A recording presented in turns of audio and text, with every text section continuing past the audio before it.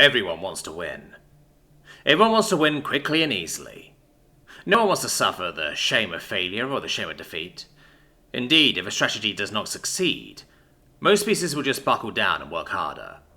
They will use the same strategies until finally they work. Of course, adjustments are made. No species is that stupid and obstinate, except maybe the insect-like rule, but generally the basics remain unchanged. This has been a psychological fact of almost every species to ever traverse the stars.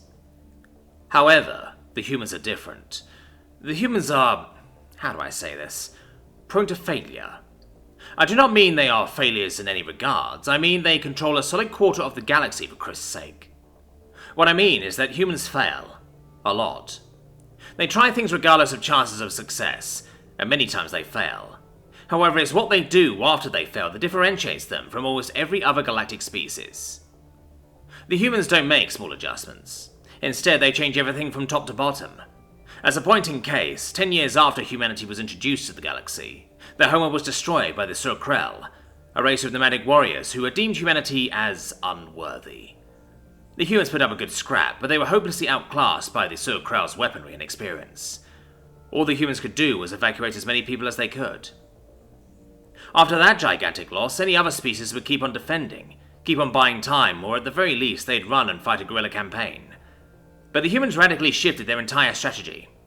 Instead of defending, which they had been doing before, the Terran Defense Forces attacked with vicious abandon, uncharacteristic of human doctrine. They threw everything they had at the Tshirt after they reorganized their forces in their colonies. The Tshirt beat them back, but the humans proved ridiculously adaptable. I know it sounds ridiculous, but the humans actually won. After 100 years of constant warfare, and following the destruction of 3 more human worlds, the final Tshirt homeship was destroyed via a ramming maneuver by the famed Commodore John Paul Jones III. The humans once again radically shifted their entire society. Their stable constitutional republic, which had functioned throughout the entire Tshirt War, essentially transformed into a military dictatorship in order to rebuild their society. This shocked everyone. What shocked everyone even more, though, was the fact that the humans made a rapid recovery. It only took them 30 standard years to rebuild, and then just like that, the human military made another axial shift and restored the dormant Terran democracy. But once again, the humans failed.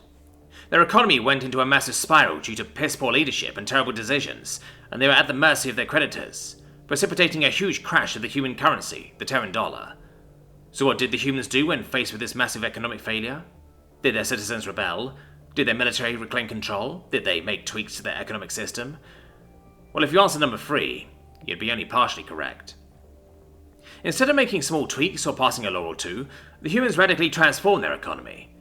I'm no economist, so I won't go into specifics, but essentially, imagine a small-time farmer losing all his crops and saying, screw it, and switching to mining raw materials with his own 2 hands, which he then proceeds to use to make a steel yard while still planting crops because he can. That's akin to what the humans did. They learned from failure, and improved because of it. Need another example? Look to their mythology. I can't even begin to understand it, but one story has them literally killing their own savior. That's a mistake if I ever knew one, but their god used that failure as a bloody method to save their souls. Want another modern example? Walk up to any human entrepreneur and ask them how many times they failed. And they all proceed to tell you proudly, with the average coming out around 4 or 5. Many have failed even more than that. Most other races would hang their heads in shame when discussing their failures, but these things brag about it like they're medals to pin on their chests. This extends out into their general population. Humans like to think they're perfect, but they fail every hour they exist in this realm. And even if they don't want to admit it, a human is always learning from failure, even if subconsciously. That is why they are so formidable in debates. That is why they are great negotiators. That is why they excel as soldiers. Okay, I'll appease the military folks in the room and give some other examples. Ever heard of the Alamo? How about the Charge of the Light Brigade? Wake Island, anyone? How about the more recent Last Stand of the Martian Marines during the Tshirt War? Oh, or how about the Tragedy of Napoleon? That's not a story an Englishman, a human originating from an island on old Earth called England, would tell you. Well, if you think all of these were fantastic military successes, you'd be wrong. But they are held in such high regard.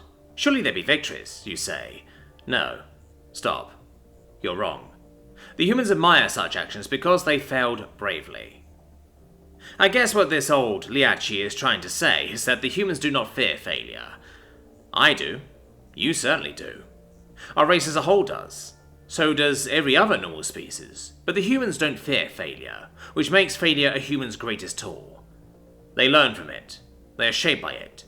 Judge a human not by his successes, but by his failures, and you will get a clearer picture of who you are dealing with. Humans use failure as a tool. They are not defined by it. That is why they have succeeded. Maybe if you learn that, you will go far, but until then, good luck. My soapbox moment is done. I need to go take a cripping nap after all that. I'm getting too old for this.